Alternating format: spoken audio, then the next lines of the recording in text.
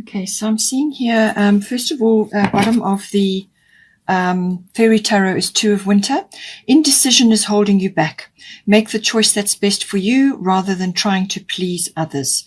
Feeling trapped between the intellectual and the emotional. Okay, so some sort of decision or choice is required here. This is normally the Two of Swords.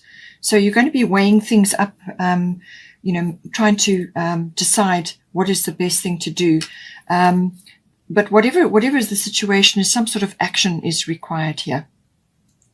So I do feel that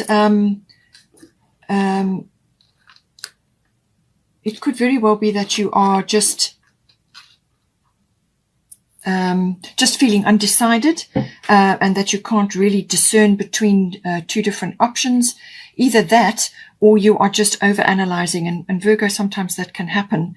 You're just overanalyzing the situation. So you kind of slip into a sort of like a confusion, because you can't really discern. There's too many factors that are clouding your vision. So you may just have to address that, and we'll see now as we go along here what is what is the situation. So for 10th house, we've got the World coming in. So the 10th house is normally to do with your career, your fame, your reputation, and in some cases your public status. It's also about authority figures or authoritative institutions. So this can be military, it can be government, or any other kind of institution which has power and authority in your life. Or you may be interacting there, you may be in there, or you may be going there. It just depends on how it comes in for you. But it could also be an authoritative figure in your life. And it's also about maturity and sort of Saturn normally rules this house. So this would be to do with your goals, your external goals, what you're reaching for. It also can be what you admire as well, or what you are aiming for out in the world. Something that is sort of you perceive to be a goal or an authoritative figure that you admire, and you're kind of following what they say or do, or their career or their progress and so on. Now we've got here Black Moon Lilith Mystery underneath, and then we've got your Golden Opportunity. So it says here, important doors are opening for you right now, walk through them. So I feel this is where the indecision may be coming in. It seems that you have got some sort of opportunity coming to you now, and it's going to bring a lot of joy and happiness to you, and it's coming in on the tide. So this is something that's coming straight for you.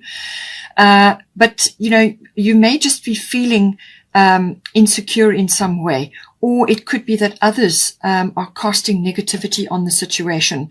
Black Moon Lilith can sometimes be a mystery around the situation. So this can be something like an unknown, or factors that are lurking that you're not quite sure about. You just haven't got all the pieces yet, or there are things moving under the surface that you can't quite put your finger on. Sometimes it can be that. It can also just be a feeling that you haven't yet got all the information that you require. So as I say, take that as it resonates for you, whether you are falling into you're not sure, you haven't got all the facts yet. Or it could be that, you need to make a decision, but you're overthinking it. So Black Moon Lilith, again, can also be keeping your emotions under control. So it could be you feeling like envious or bitter or overlooked. In some cases, you may be overlooked for a career promotion or something like that. But I feel it's more the other way around. I feel that you are perhaps in the company of others, or there are others around who are feeling a bit overlooked, or there could be bitterness, or there could be envy, or there could be anger, or all these things usually emanate from fear. So it could be that others feel that they have been overlooked or sidestepped, or whatever the situation may be. This can also bring in fame. And it's coming into your fame house. So this could be that your profile is rising, or you've been given an opportunity, or perhaps you've been given a promotion, or you're getting something. And then maybe this is the golden opportunity. You're getting something coming to you, and you may just be on the receiving end of negativity from others.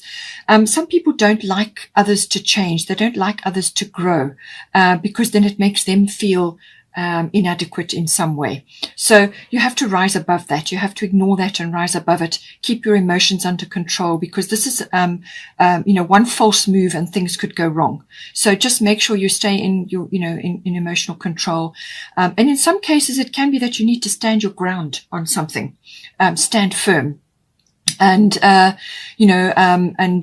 absolutely be very clear, that there's a boundary there and that's it. Or it may be that you need to stand up for something, in order to secure something better. So see how it resonates for you. In some cases, there can be, issues like, secrets going on with this, things behind the scenes, as I said. But I do feel that it's about maintaining control in perhaps an emotive situation, and not allowing others' negativity to deter you or distract you from this opportunity. So this opportunity is saying important doors are opening for you right now. Walk through them. So you may be feeling in some way, or you may be made to feel that you are inadequate in some way.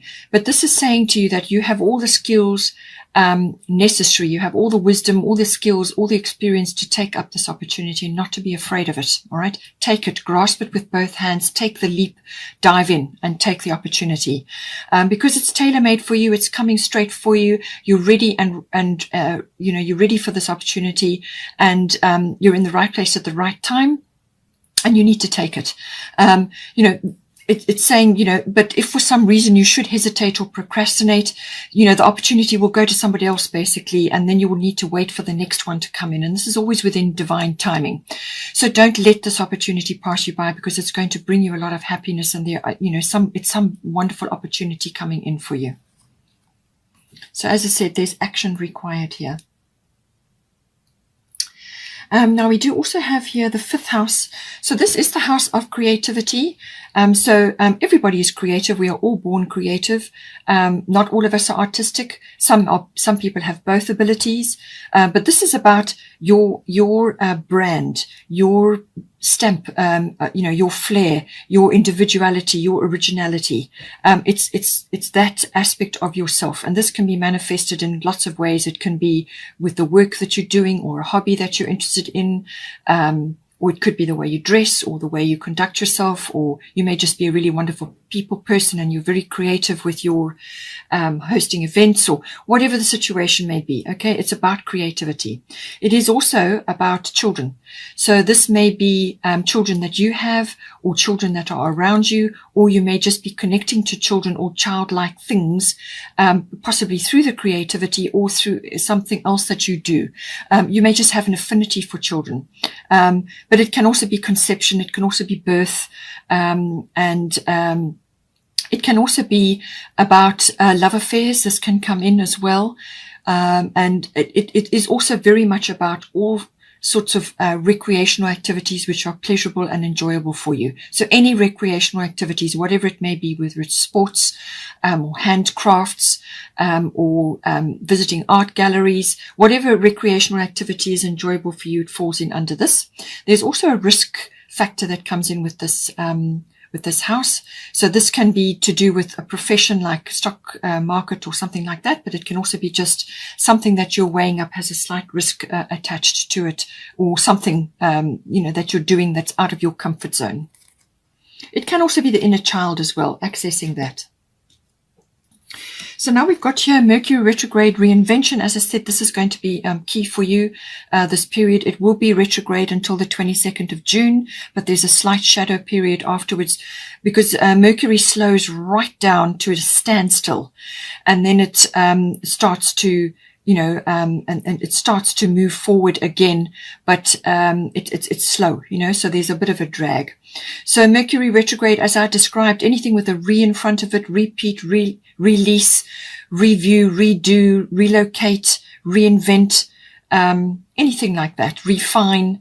It's back to the drawing board. There's something in this area which is requiring another look. So back to the drawing board, go over it again, check everything, check all the I's are dotted and the T's are crossed. But it can just be a period of introspection, where you are going over things and you're looking at things very carefully. And it's a way of accessing your own inner wisdom and your own inner knowing, because it gives you the opportunity to do that. It slows close things down.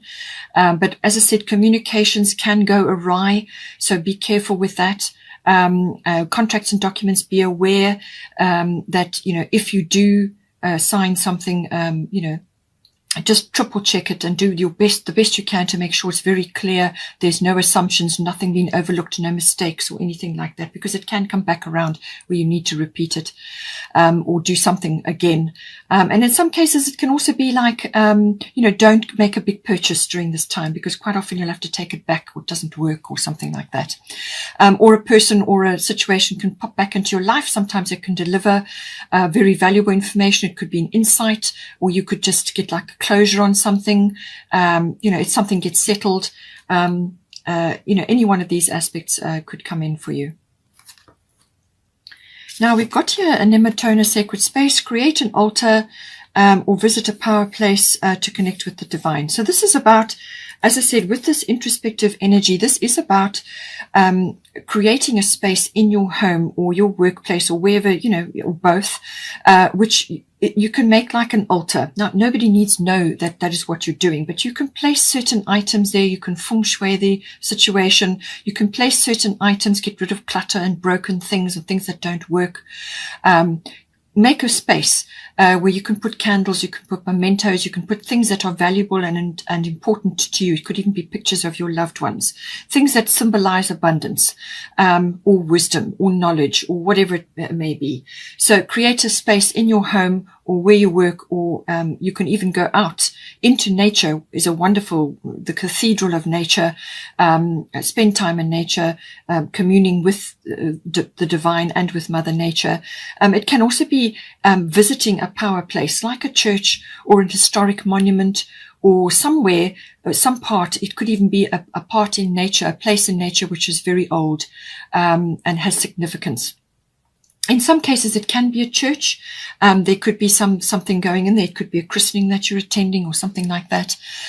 There's various ways that this can come in, but it's about creating a sacred space, which is, even if it's just a place where you have a chair and a table that you can just sit, or any kind of quiet space where you can meditate and just enjoy, communing with your inner self, but then obviously also with nature, or, just to get your goals and your wants and your needs clear. It's also, you can also create this in nature or in your garden as well. You can have a lovely place where you're planting new things, and you're nurturing and so on. But it's also about sacred space clearing within yourself. So you can ask Archangel Michael to come in to clear your sacred space, to declutter and remove anything that shouldn't be there. And you can also cut cords to people and places and things which may be draining your energy. There's lots of ways that you can bring sacred space in. But if it's to do with your children, it could be that you and your children need to spend sacred time together. It could also be that any plans that you have, things that you're undertaking, keep it close to your chest. Work on it privately, and keep it to yourself initially, and then release it to the world later. But just keep it quiet and sacred for now. So take it as it resonates. But whatever, there's something in the fifth house that needs to be kept sacred and pure and nice. And as I said, it could be to do with your children. Maybe you and your children need to do something, or it's to do with your work, or your some sort of activity, whatever it is. But it's about creating a sacred space for yourself, or just a quiet space. Okay, Virgo, I hope you enjoyed that. Please take care. Please don't forget to like and share, or like and subscribe. Have a wonderful month, and I will see you next time.